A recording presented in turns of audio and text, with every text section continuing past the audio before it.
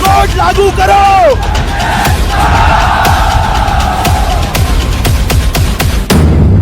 क्या सरना धर्म में घर वापसी करेंगे ईसाई आदिवासी? सरना धर्म वापसी म्हणजे की पाहले ईसाई धर्म की क्रिश्चियन धर्म की जाने अनजाने जो भी नीचे की चाहे पंतर केरा चाहे जो भी केरा, लेकिन वापसी में कितनी कैसा लग बढ़िया लग। सरना धर्म कोड की मांग तेज। सरना धर्म कोड मिलने की क्या क्या है फायदे? क्या ईसाई आदिवासियों का आरक्षण होगा खत्म? जोहार सनाम गाते को इन लक्ष्मीराम मुर्मू और आपको नेलदा आदिम आदिवासी खेरवाल यूट्यूब चैनल वीडियो जहाँ नवा चैनल पे नवा गे खान जपड़ा तहन लगे चैनल सब्सक्राइब तबन पे। अगर केंद्र सरकार कल सरना धर्म कोड लागू कर देती है तो इसका जमीनी असर क्या होगा? पहला फायदा, स्पष्ट पहचान। आदिवासियों को एक अलग धार्मिक पहचान मिलेगी। वो अब हिंदू या ईसाई के सब ग्रुप नहीं बल्कि एक स्वतंत्र धर्म के रूप में गिने जाएंगे। दूसरा फायदा, जनसंख्या का सही आंकड़ा। अभी तक माना जाता है कि सरना धर्म को मानने वालों की संख्या स्पष्ट नहीं है। कोड मिलते ही पता चलेगा कि भारत में असल में कितने प्रकृति पूजक हैं। एक अनुमान के मुताबिक ये संख्या जैन और बौद्ध धर्म के लोगों से भी ज्यादा हो सकती है। तीसरा फायदा, परंपराओं का संरक्षण। सरना स्थलों, पूजा स्थलों को कानूनी मान्यता और संरक्षण मिलेगा। उनकी जमीन को हड़पना मुश्किल हो जाएगा क्योंकि वो एक रिलीजियस एंटिटी बन जाएंगे। चौथा फायदा, धर्मांतरण पर रोक।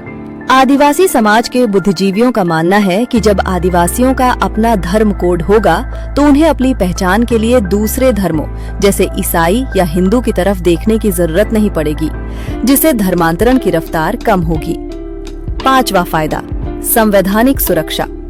अपनी भाषा और संस्कृति को बचाने के लिए उन्हें और मजबूत संवैधानिक अधिकार में उतरते हैं। सबसे पहले समझते हैं कि आखिर ये सरना धर्म कोड का जिन बाहर क्यों आया।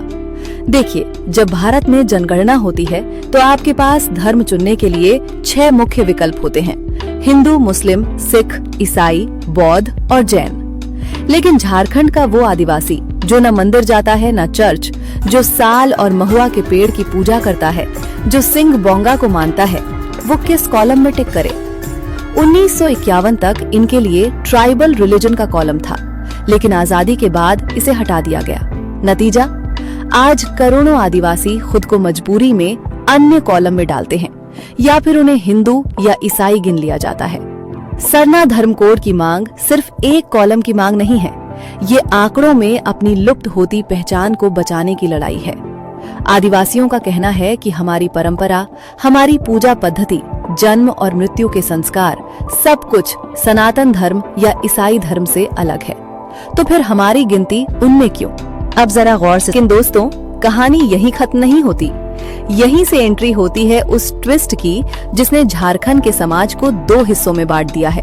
इसका नाम है डीलिस्टिंग। हाल के दिनों में आपने देखा होगा कि जनजाति सुरक्षा मंच और कई संगठन रैलियां निकाल रहे हैं। उनकी मांग साफ है, जो आदिवासी, ईसाई या मुस्लिम बन चुके हैं उनको अनुसूचित जनजाति ST की लिस्ट से बाहर किया जाए और उनका आरक्षण खत्म हो। ये मांग क्यों? तर्क ये दिया जाता है कि आरक्षण आदिवासियों को इसलिए मिला था क्योंकि उनकी पूजा पद्धति और संस्कृति अलग थी, वे पिछड़े थे।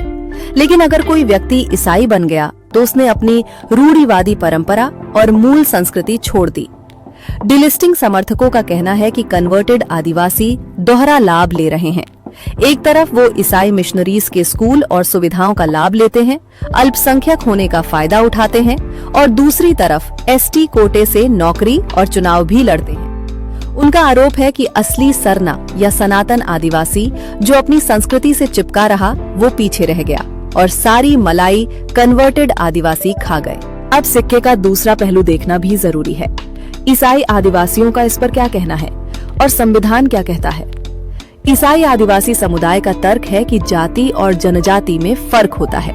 उनका कहना है कि आदिवासी होना किसी धर्म को मानने से नहीं बल्कि जन्म, रक्त और वंश से तय होता है। अगर कोई आदिवासी चर्च जाने लगता है तो क्या उसका खून बदल जाता है? क्या उसके सामाजिक रिश्ते खत्म हो जाते हैं? सुप्रीम कोर्ट और संविधान के जानकारों के बीच भी ये बहस का विषय है, जहां एससी में ये नियम है कि अगर आप हिंदू, सिख या बौद्ध नहीं हैं तो आपको आरक्षण नहीं मिलेगा। जैसे दलित ईसाई या दलित मुस्लिम को एससी आरक्षण नहीं मिलता। लेकिन एसटी के लिए संविधान में धर्म की कोई बाध्यता नहीं रखी गई थी।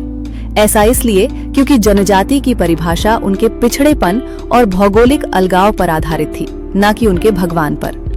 ईसाई समुदाय का कहना है कि डिलिस्टिंग की मांग केवल उन्हें राजनीतिक और सामाजिक रूप से कमजोर करने की साजिश है, ताकि आदिवासी वोट बैंक को तोड़ा जा सके। हालात अब ये हो गए हैं कि सरना कोड की मांग और डीलिस्टिंग का मुद्दा आपस में उलझ गए हैं।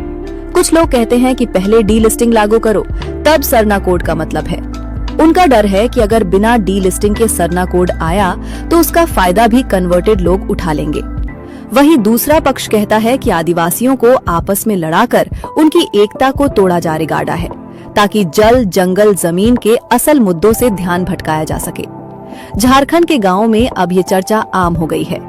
एक ही परिवार में जहां एक भाई सरना है और दूसरा ईसाई, वहां भी अब दरारें दिखने लगी। तो दोस्तों, निष्कर्ष क्या है? झारखंड एक दोराहे पर खड़ा है।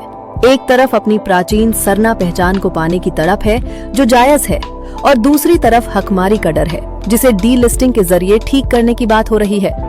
क्या सरकार सरना धर्म कोड देकर आदिवासियों को एक बड़ा तोहफा देगी?